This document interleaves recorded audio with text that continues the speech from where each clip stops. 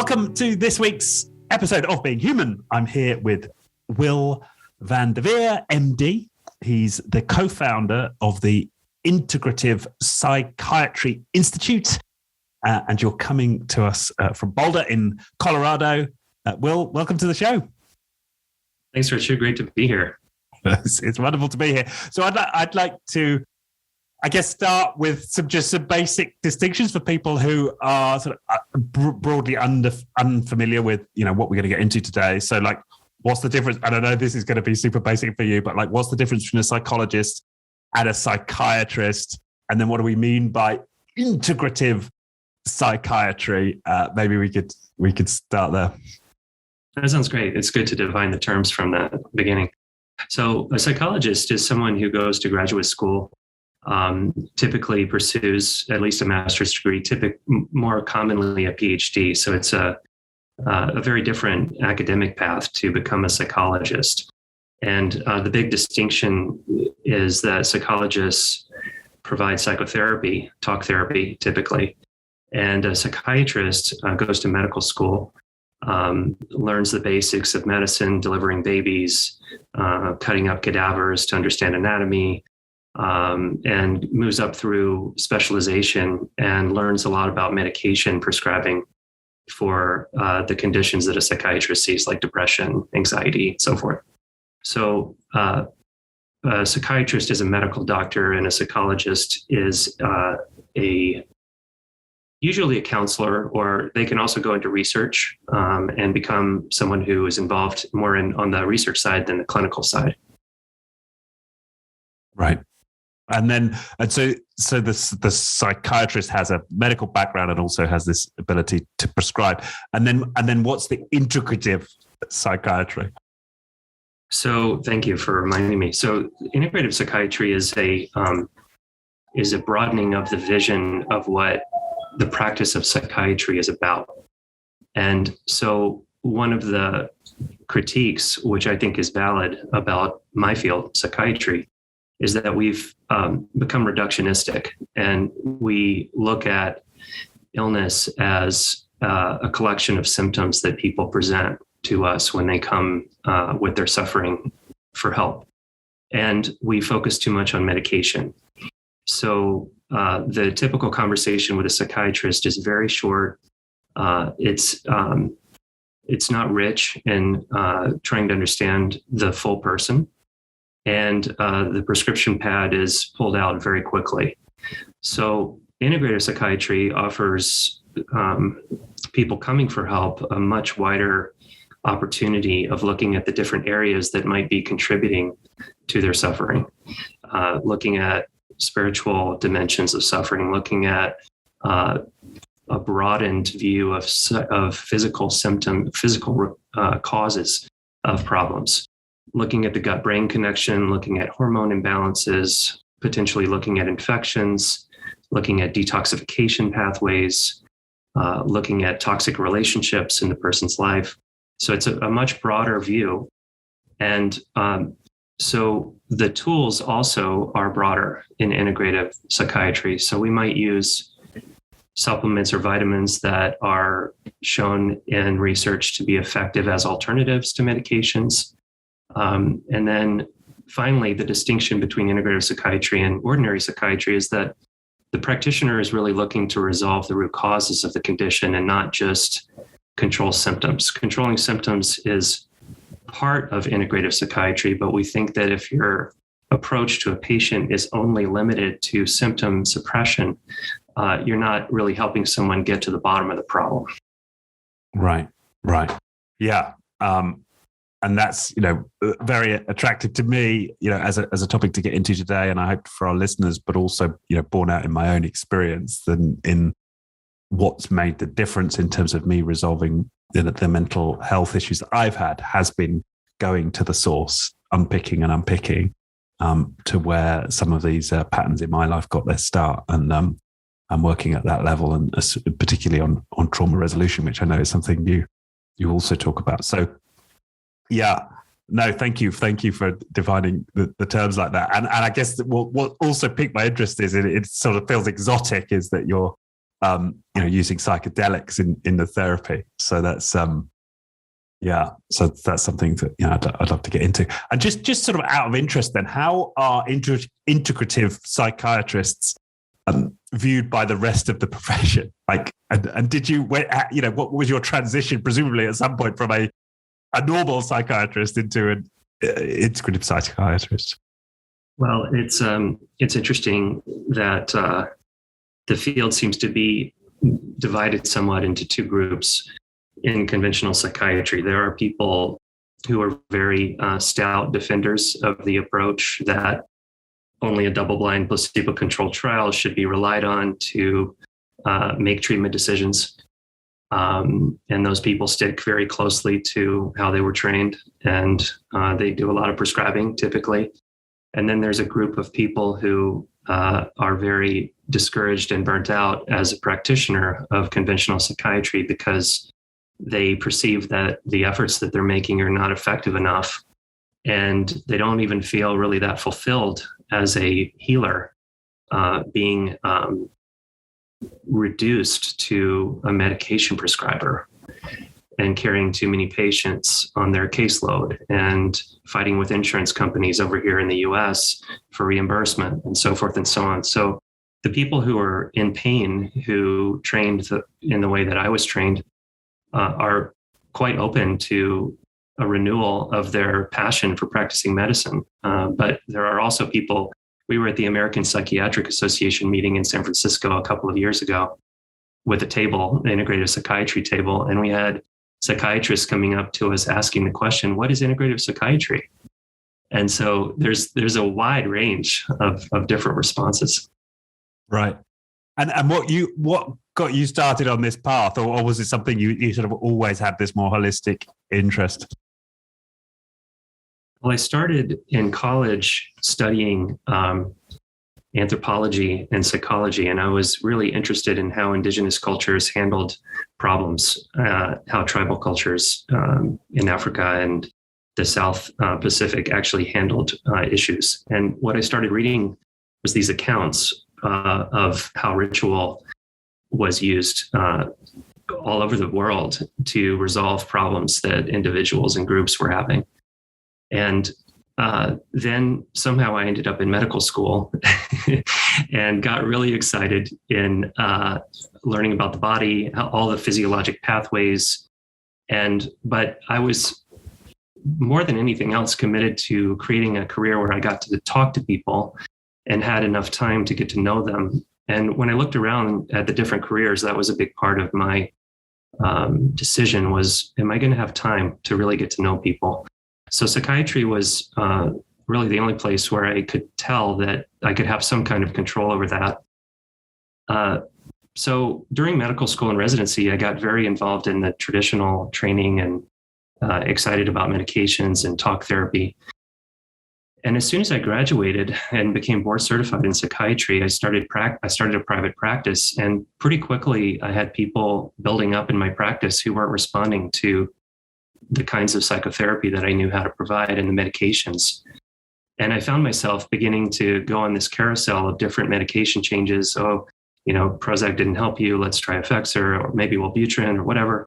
And it just was very discouraging to see people continue to really suffer and not respond to medications or therapy. So I was so discouraged and despairing that I quit my career. And I went into a kind of dark night of the soul and moved to a meditation community where I sat and meditated all day for a year, essentially.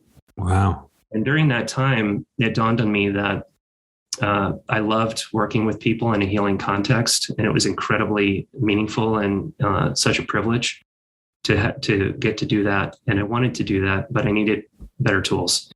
So I came back and started learning about the gut-brain connection and measuring and adjusting and balancing hormones. And that led into looking more deeply at genetic variations and vulnerabilities.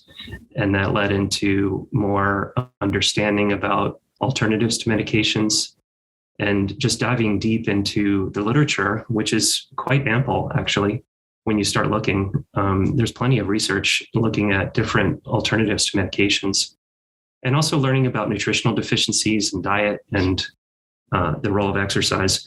So I renewed my own passion and hope for practicing. That was about 15 years ago. And then around the same time, I noticed that my meditation practice was helping me in my relationship with myself to some degree.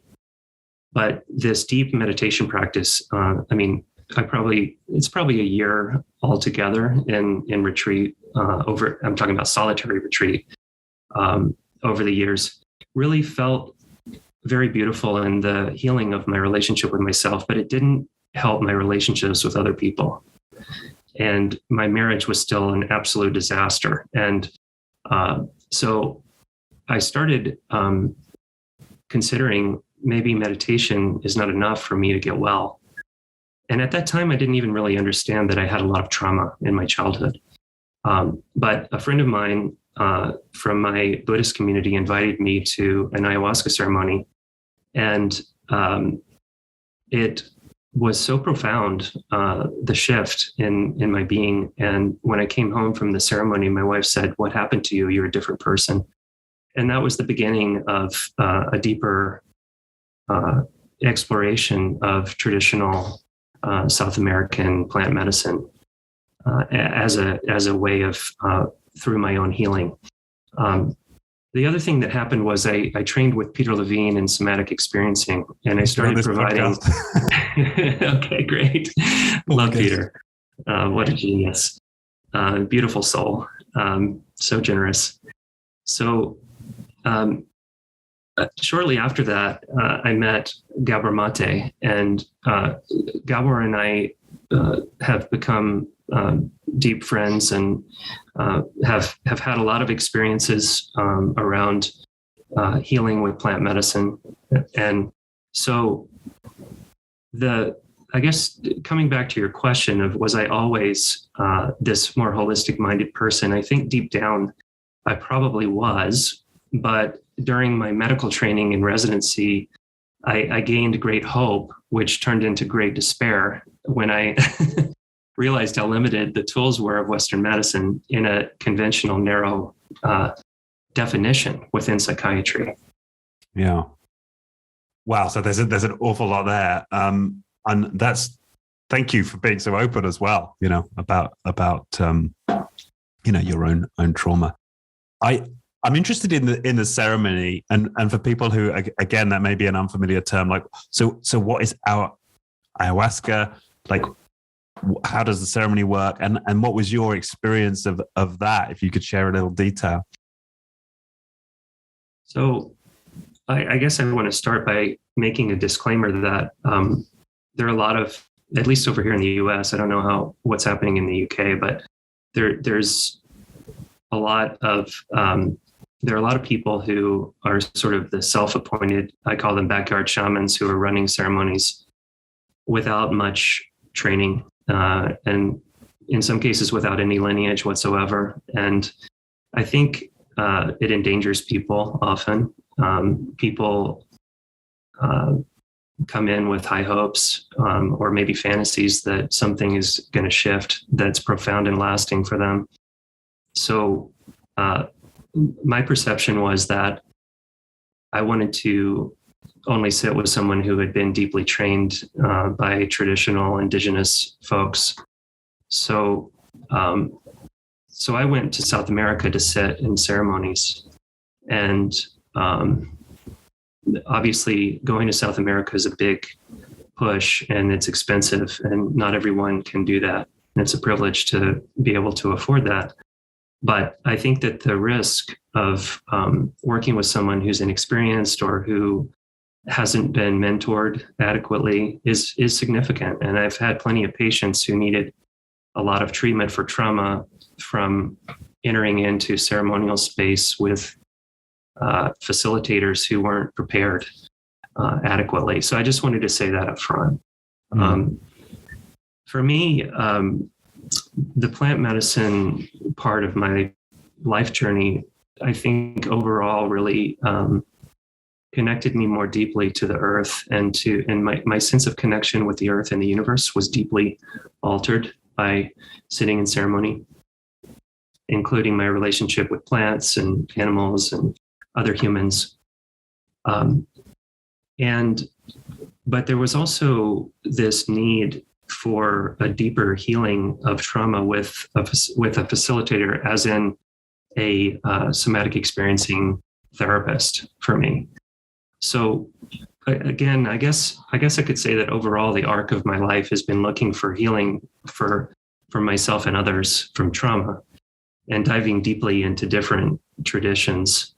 At one point, I thought I was and I approached the shaman I was working with in South America about becoming an apprentice.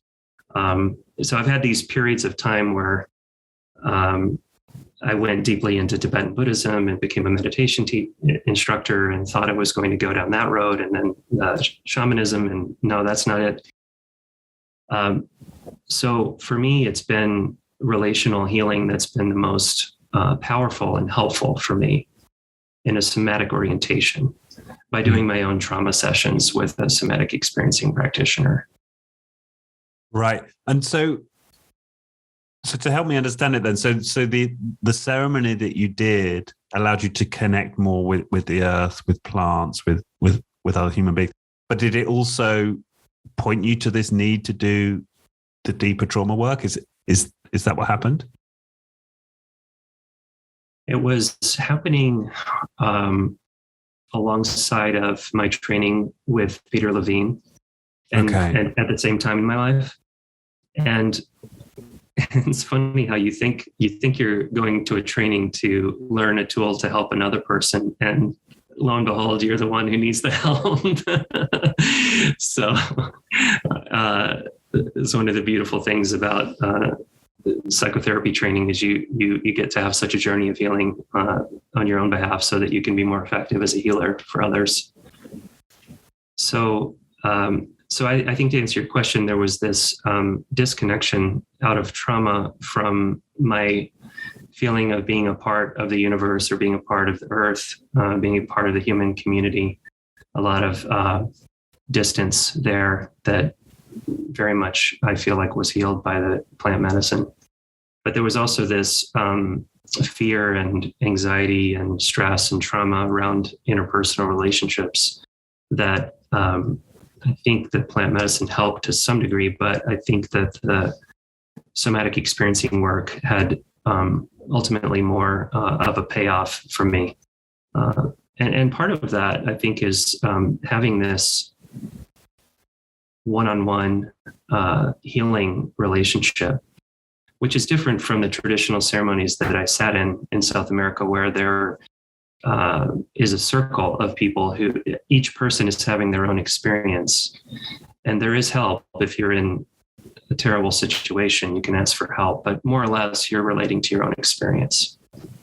So a little bit later, I found someone invited me to consider working on a MAPS MDMA study as a study physician, a study that was getting started here in Boulder. This is about 10 years ago. And it dawned on me that MDMA-assisted psychotherapy could be a blend of these two approaches, where you have the psychedelic experience. You could make the argument that psychedelic's not the word to describe an MDMA experience, but you have a non-ordinary state experience, and you have a therapist right there with you, helping you reorganize your sense of self. And so I took the opportunity and became an MDMA-assisted therapist on this clinical trial we did here. And to me, that was, it was incredible to see how fast people could get well, and how durable the benefits that they received from their participation could be. So it was kind of this marriage of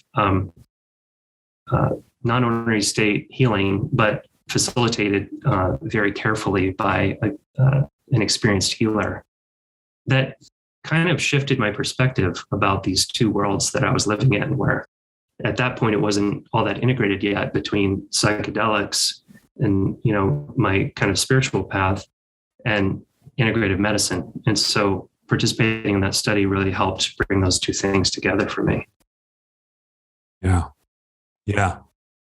And how does that work then? You're in an altered state and you're also receiving, therapy and being guided. I guess there's a little bit of part of me that sounds like isn't being in that altered state kind of enough already, let alone now diving into therapy. So yeah, can you describe a little bit, what that experience is like, and then how it helped you to heal? Great question. Well, I meet a lot of people who have used psychedelics in a social context or recreational context without the view that they're taking the medicine in order to heal something. And in general, it seems like those people they may have a little more psychological flexibility than a person who hasn't used psychedelics, as a general sort of terrible generalization to make.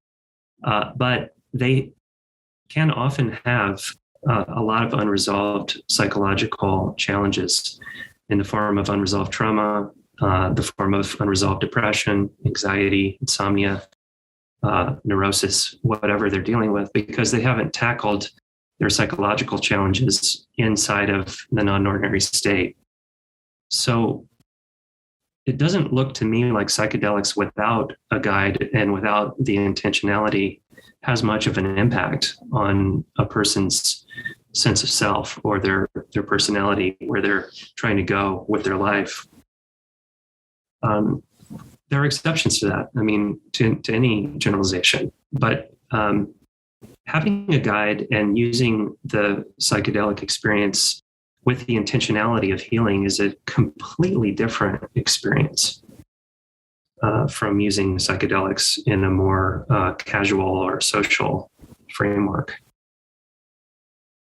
Yeah. So what happens inside of a psychedelic healing session with a guide is very different.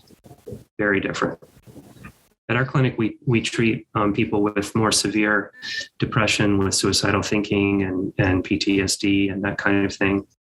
And it's quite remarkable how I think this kind of approach accelerates the journey of healing faster than the kind of approach I was taking for a couple of decades before I started offering this kind of work in our clinic. Right. Right. And that was the somatic work that you were doing, but you found that once you did when you did a combined approach of the therapy with the psychedelics, it accelerated your healing. Is that right? Well, I think that, yes. And I think that the study that I participated in showed me that people with very severe long-term challenges with depression and PTSD could be rapidly shifted and maintained in a new direction. In our study, the average number of years of suffering was more than 19 years of symptoms that people were having.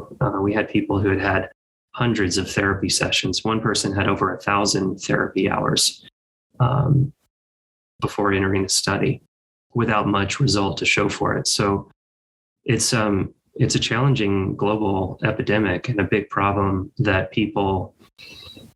too many people don't respond to the currently approved treatments for depression and PTSD. So that's where the psychedelic therapy is really coming in as an alternative that looks very promising thus far in the research.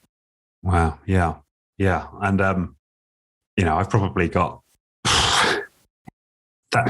multiple thousand, probably. If I count the hours of therapy I've had, it's probably over 1,000. But I have made huge leaps forward. But it's intriguing for me to think, can I have done that even faster? But I'm also fascinated by the experience because I've never taken psychedelics. So I'm sort of trying to work it out in my head and thinking, well, I'm there with a therapist, and this is going to be a very crude characterization. It may be stereotypical, and the plant's turning into an octopus, and the wallpaper looks like the sea, and there's a monster coming to me. I'm sort of imagining myself in that state, and then how does the therapist help in all of this? Like, I'm just kind of eager to understand a little bit about right. That's a great question.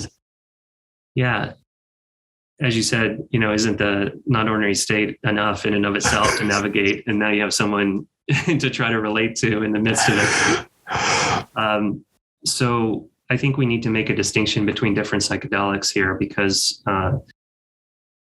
in the US, ketamine for psychotherapy in a medical context is the only psychedelic we have available that's not illegal at the moment.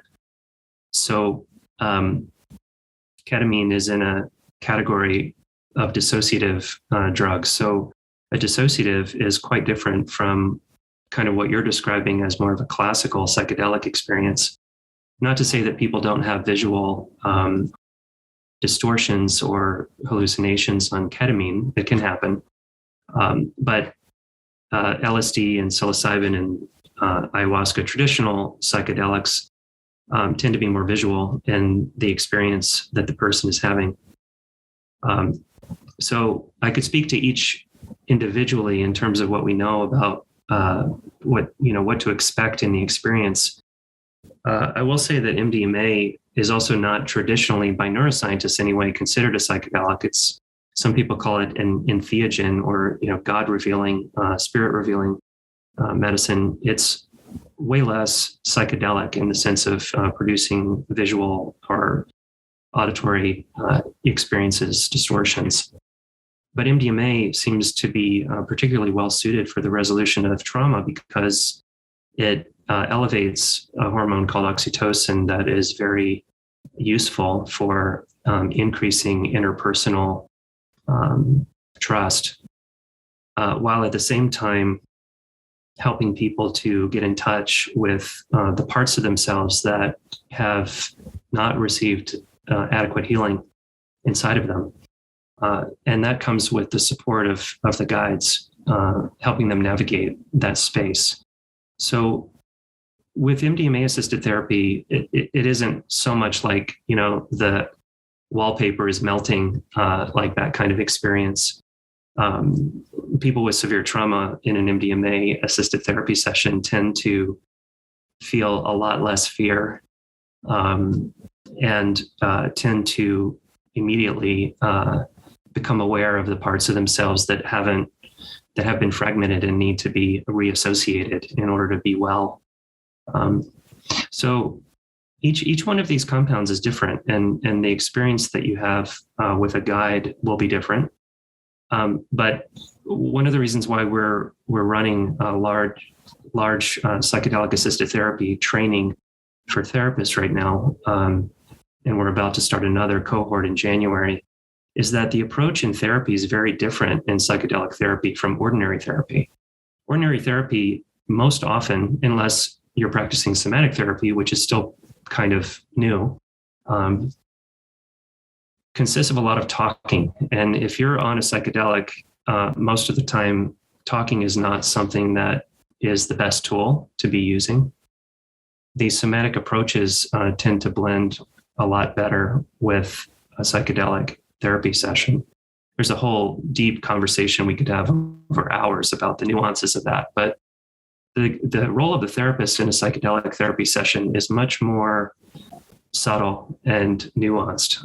And the phenomenon of client-centered therapy, or not getting in front of the client with the healing process and using talking to a minimum, is kind of more of a general headline of the approach. There's a lot more to it than that, but it's not so much that you're on a psychedelic and you're having to now deal with someone who's trying to have a conversation with you. In other words, tell me about what it was like when you were 5 whilst you watched the paper melt. Right? I get it's not that, right? Yeah. The talking part of the brain is not as well illuminated or well perfused with blood flow in those states. And we know about trauma that most of the trouble in trauma is actually what we call infratentorial. So it's underneath the tentorium. It's below the conscious part of the brain, is where in the amygdala and the fight or flight system of the brain is where we hold the dysregulation of trauma. So this is one of the reasons why talk therapy can take a long time, if it ever produces the results. for people to heal from trauma, is that the talk therapy oftentimes is dealing with the top part of the brain. Top part of my brain is talking to the top part of your brain. But the lower parts of the brain where this intensity of fear and reactivity is held sometimes doesn't get tapped into or addressed. Right. Yeah. And that resonates with me. Like I started off doing sort of talk therapy, but moved towards a much more somatic approach, which is primal therapy. And I know there's a lot of baggage associated with that, but certainly my experience of it has been somatic. And again, there's not a lot of talking by the therapist. It's a few questions. Sometimes the therapist won't speak for, virtually the entire session, right?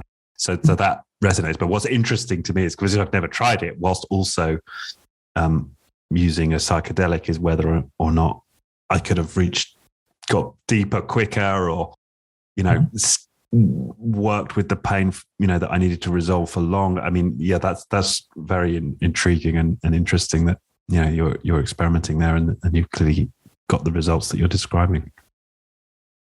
Well, I want to just add a little nuance to, this concept of faster resolution or faster healing. And, it's tricky, because I know from my own experience of trauma and suffering, you want relief and you want it right now. And the promise of psychedelic therapy is that we can, especially with the data that's emerging on MDMA therapy, it looks like we can resolve PTSD, and we can see that people maintain being symptom-free or being in resolution, or you could even say a cure. The word cure appeared in the Journal of the American Psychiatric Association in an article a couple of years ago about MDMA-assisted therapy. And the word cure is very intense in medicine to say that word, especially in psychiatry, because psychiatry is so much about suppressing symptoms and not ever resolving the root of the issue. So to be able to get to a full resolution that's durable is kind of the holy grail of what we would all want for our patients, to have them be able to leave our care and go and thrive in the world. But there are many cases where this promise of faster resolution actually doesn't pan out. So where a person has a very challenging experience on a psychedelic in a therapy session, and it could take weeks or months to integrate that experience. And so I just want to kind of temper the enthusiasm for these new tools by bringing that sober voice to the conversation, that it doesn't always work out as planned. Yeah, that's great that you put in that caveat. But you're right. I guess, but especially those of us who've started to walk the path in resolving our trauma, it's like, there's still a bit of me that, is there some method I haven't yet explored that might get me to the resolution even quicker? And we sort of, we still have to recognize that this is a process that takes time. Yeah. Yes. And there is no, whilst this might help, I guess what you're saying is that there is no, we've not discovered, a magic pill that can, cure you in a session, right? Or right. And there's so much work to do after a psychedelic therapy experience to integrate the changes. And to me, that's why it's so important to think about integrative medicine as a part of the integration from a psychedelic healing session. In other words, I've had people I worked with who we provided ketamine-assisted therapy to at our clinic, who had a dramatic decrease in their symptoms from depression, but who, for all kinds of different circumstances, continued to act in the same ways around the essential behaviors that we need to have to be well, not exercising or not changing what they eat or not changing their habits around bedtime and sleep hygiene, or not being able to change toxic relationships in their lives. These can be drivers of depression, right? And so the behavior changes that are necessary after receiving benefits from a psychedelic healing session are difficult to make. And those things can take time. And there can be 2 steps forward and 1 step back. But to your point about the magic pill, we all would like to live in the fantasy that could happen for us, even if we disavow it consciously, unconsciously, we would love to have that, faster way around the obstacle rather than going through it. Yeah. No, that's right. And that's interesting because we've focused the conversation on trauma resolution, but you're making, another important point here is that needs to be supported by, a broader, view of, I guess, of healing. And that's not just the trauma, but it's the environment that you live in, right? It's altering that. Right. And the lives, and again, speaking from personal experience, the life that we've created with trauma as a core energy inside of us is a life that reinforces the trauma. And the way people relate to us also needs to change. And people may not be used to that, may not be used to the new person that we're becoming through our healing process. And so there's all kinds of remodeling that has to happen that's challenging to rebuild a life that's not all around protecting us from the retriggering of traumatic energy in our system. Right. And that includes nutrition. I mean, I know on the website you talk about, lifestyle in general. Are there other aspects of lifestyle that you work with do you call them patients or do you call them clients, or what's the As a doctor, I still call them patients. Right. Yeah. So there are different elements of lifestyle, and in my mind, the categories of attention, clinical attention, are lifestyle, the body, and the mind, and then the spirit. So inside of lifestyle, we talk about sleep, exercise, diet, relationships, and addictions or habits, compulsive habits, which includes, the overuse of screens and, watching overstimulating content on your laptop or your tablet or your phone right up until you fall asleep. Sleep is huge, and it's an epidemic. The problems with inadequate duration of sleep and also inadequate patterns of healthy sleep. And, it's also not well known enough amongst practitioners that serious sleep problems like obstructive sleep apnea are incredibly common. About a quarter of men in the US are estimated to have that, about 10% of women. So this is a major sort of silent epidemic that is driving a lot of what psychiatrists would call treatment resistance, or, the failure to respond to conventional approaches. It's one of those elephants in the room that doesn't get enough attention. Right. And if sleep is so huge, then what are the measures you tend to take, or the recommendations you tend to make to your patients in order to improve sleep? Well, I send a lot of people for a sleep study, it's called an overnight oximetry study, a polysomnogram, where you go into a lab and they wire you up and they measure your oxygen saturation. And it's quite impressive how frequent the diagnosis of sleep apnea comes back from those studies. The other thing that's emerging that's kind of fun is technologies like this ring. It's called an Oura ring, which gives you information in the morning of how many minutes you slept, how much time you spent in each of the 4 sleep phases. The sleep phases data is not as accurate yet, but the amount of time sleeping is pretty accurate with this device. So wearable technology, I think, is going to help us in the future more and more to track outcomes and to really work with our patients to develop better habits. It helped me a lot when I saw how poor my sleep was. And so having the accountability of looking at the app in the morning and seeing my sleep score really helps me move forward with better habits.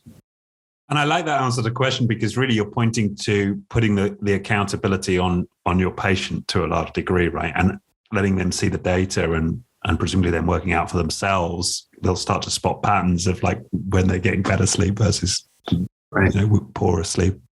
Is that a principle here that you're working with? Absolutely. I think it's disempowering to have it the other way around and have the doctor be the almighty source of all wisdom and knowledge, and for the patient to be sort of this mendicant who's hoping for being treated fairly and nicely, but not taking charge of becoming well-informed and using the physician as a sort of mentor or a coach or teacher who can give you the information you need. But there's a lot of behavioral change that's critical that is not going to happen inside the clinic. The conversations about what the data shows and what the information is that the patient needs, of course, will happen there. But I used to study with a Zen teacher who would say, on the last day of the retreat, okay, now the retreat begins. It's kind of a similar phenomenon with the doctor, where now the healing begins. Like you've spent time with the healer, and now it's time to integrate and change your behavior so that you can have lasting wellness. Yeah. And I like that idea of the medical man or woman as coach. That makes a lot of sense to me. Like the biggest breakthroughs I've had, in fact, maybe all the breakthroughs I've had in my own health has been when I've taken accountability and had someone effectively coaching me, through a process of my own self-healing. Yeah. And that makes a lot of sense. In your journey with healing trauma, were you aware that there was trauma to be healed relatively early in your life, or did that come later for you? It came, I distinctly remember it came a bit later. So I was in my late 20s. I remember putting on a charity barn dance, right? And as part of this project I was doing on a self-development program. And the money went to an organization in the UK called the NSPCC, the National Society for the Protection of Cruelty to Children. And my rationale for this money going to that charity was, I had this wonderful childhood, and I just wish other people could have such wonderful childhood like I have, and so I'm going to give this money to this charity so they can help that to happen. So I was in complete denial, that there were any issues in my childhood, all the way through my 20s. And it wasn't until I first quit alcohol was the first move I made. And then, but what happened to me was, once I'd stopped that, all sorts of, emotions came up, and lots of rage was coming up, which seemed to be way beyond just any alcohol withdrawal. And, so then I was like, okay, there must be something deeper here. And I was moving in those circles of recovery, like we were sort of passing around book recommendations. And I first of all, I think read John Bradshaw, Homecoming, which is, where he talks about the inner child. And so I started my journey on, okay, maybe there was maybe it wasn't all rosy, my childhood. And, so to answer your question, no, I wasn't aware that there was any trauma. And also because the major aspect of my trauma was actually my birth. That took a while to uncover, and I kind of knew I was forceps delivery, but I'd never really related to that as being traumatic until I started to do my reading. And then I started to allow myself to feel some of that, very early pain and accept that was where it was from. It was from my birth. And that, once I started to feel into that really kickstarted the very deep work. Yeah. Beautiful.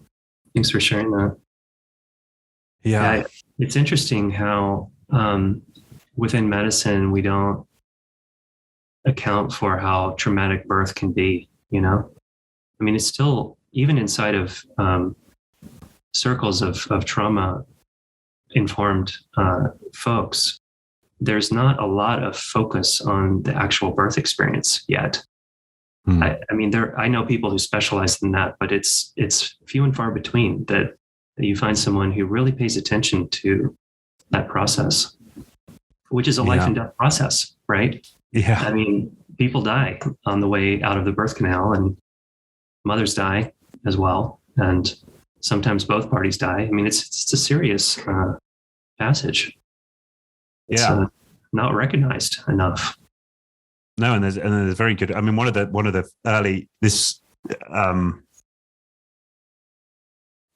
early pieces of information that I discovered that had me started to take it seriously was reading the studies on suicide rates. So there's a very strong correlation between complications in birth and not just suicide, but violent suicide.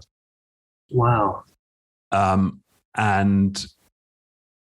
the belief is there that these are people they're trying to resolve that deep pain, and in the process end up killing themselves. But it's so that had me start to take it seriously, right? Okay, this correlation probably exists for a reason, and and then actually directly starting to feel some of the pain, and then kind of consolidated my understanding that there was something serious here and I needed to look at it. And fortunately, again, similar to you, I was in a privileged position, to get on a plane and go to Santa Monica and spend months at a time beating cushions and screaming and crying and resolving birth trauma. Right, but I get that there's a tiny proportion of the population who are resourced to do that kind of work. And so, on the one hand, of course, it's unfortunate I had that birth experience, but on the other, very lucky to have the resources to do something about it.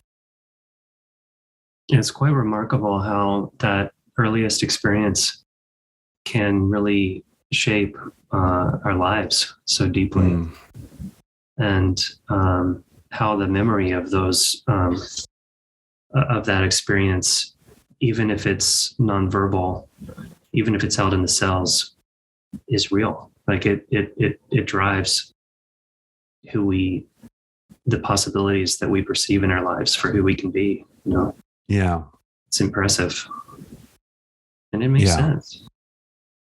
Yeah, I think that's right. We get an imprint, right? We get a cellular imprint from those very early experiences that drive our beliefs, our behaviors, our compulsions. Right. And it's all set up before we have any extrinsic memory. So it's quite a job to sort of uncover those intrinsic memories, those cellular memories. It's quite possible to do it, but it takes an investment. Yes. And then even further investment to kind of heal it, resolve it. Right. Absolutely. Yeah. But it's interesting to reflect on, even within your circles, it's still, I guess, relatively fringe for people to be talking about the birth experience.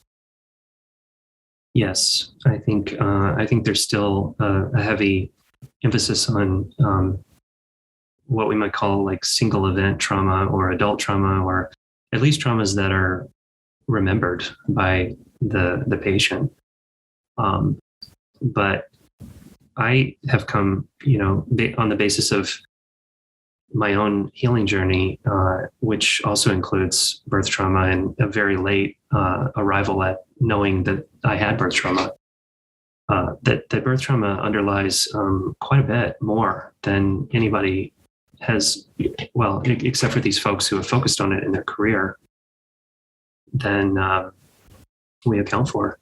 And even not just psychological suffering, but also the tension, the cellular memory driving inflammation and driving stress and driving aging and the things that we don't even, it's like the fish in the water that can't tell, because this is the world that we live in, and our sense of self is embedded in that. So I think that it drives a lot of what we think about when we think about the physiologic challenges of overcoming trauma. Yeah.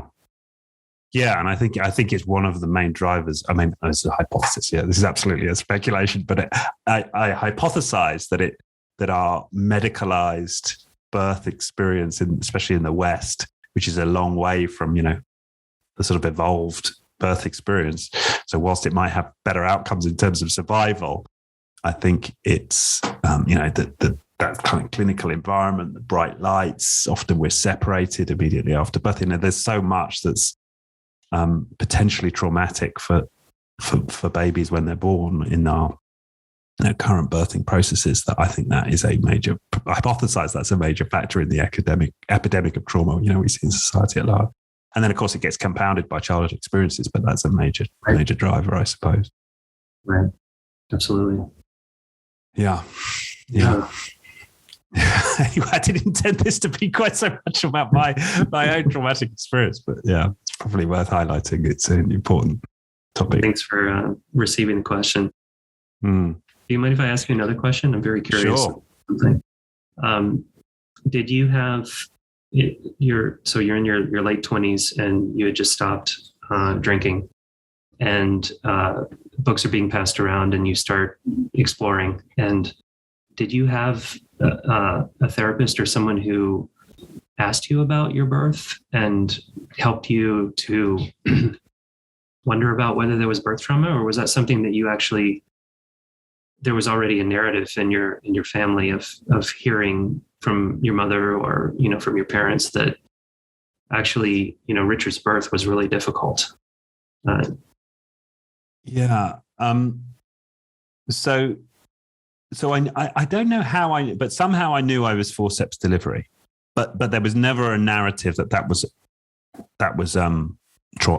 associated with trauma. It was just that we use forceps to get you out, right? It wasn't like that was traumatic. It was just part of the process. So I didn't really have a narrative that I had a traumatic birth, but I did have an early therapist who was aware of the idea of birth trauma, even though she didn't really work with her clients on birth trauma. But then what changed it for me was reading a book by Arthur Janoff called The Biology of Belief, but which talked to the point I was making earlier, that these early cellular imprints from trauma actually drive beliefs that we might form much later, but actually these are reflections of our physiology at some level, our belief system, which is kind of an interesting idea, but and absolutely something I now believe to be true. But in that book, he talks about patients who experience birth trauma and have relived some of that trauma in his clinical work, and the way that they kind of move into these altered states of writhing around on the floor and choking and reliving their birth, right, as adults. And so I read about these people doing this, and I remembered that sometimes I had this weird thing where I'd kind of dribble and I'd be like, oh, maybe that's some kind of traumatic leak from something. And I found myself in the gym once, and I just found myself starting to feel a bit odd. And and I just thought, I'm just going to go with this. I don't know. And I ended up in the Pilates studio, the top floor of this gym, writhing around and banging the floor and sweating profusely and choking and just having this full on, experience. And somebody came in and be like, is this the Pilates class? What's going on? and so they snapped me out of it. But I was like, yeah, something just I didn't make that up. There's no way that was just the result of auto-suggestion. I was sweating, right? I'm not an actor. I'm not that good an actor. Something just happened that was real, that my intuition told me that's something related to my birth. And it was like, okay, that was it. It was almost like, that week I was on the phone to the Primal Center and booked my ticket and okay, I'm going to go do this. Yeah. I love the trust that you had of feeling weird in the gym to go and give permission. Maybe it didn't feel like you had a choice, but it sounds like you made a decision. You made a choice of, hey, I'm going to go up here. Beautiful. Yeah, I'm just going to kind of go with it. And there's a wonderful, I can't remember the name of the author, there's a book called Soul Shaping, and he has this phrase in this book called weird your way to God. Right. And I think that's a big part of my journey. Or you could say weird your way to healing, but it's just allow yourself to do the weird things. If your intuition is telling you to do them, that has been, definitely part of the success that I've had with trauma resolution and myself to be weird. Great. Well, I know you've got another appointment, Will. So I don't want to keep you. But this has been a wonderful conversation. And remind pleasure. Thank you. and remind people, where they can go. I know you offer a wealth of courses, and I know that some of them are very accessible, right? Different price points, and there's a whole host on your website. So can you tell people about that? Thank you. So the website is psychiatryinstitute.com. So it's pretty simple, all one word. And you can find out about all the courses that we offer there. Some of them are taught live, and some are what we call asynchronous learning, or recorded learning, ranging everything from nutritional courses for mental health to how to provide ketamine safely and effectively, to longer courses like an integrative medicine course for psychiatrists and nurse practitioners, and the psychedelic training that I mentioned before. That's a 10-month online, mostly live training. Just psychiatryinstitute.com. And we also have a blog there that you can read more about some of the ways that we weave integrative medicine into mental health. And there's a podcast that we run to explore these topics more deeply. And it's all there on the front page of the website. So awesome. Thank you. Yeah. Thank you. We'll definitely put a link to the website in the notes. Fantastic. Well, thanks once again. Awesome conversation. Thank you. I really enjoyed it. Yeah. Thanks so much. Thank you. Cheers. Thank you.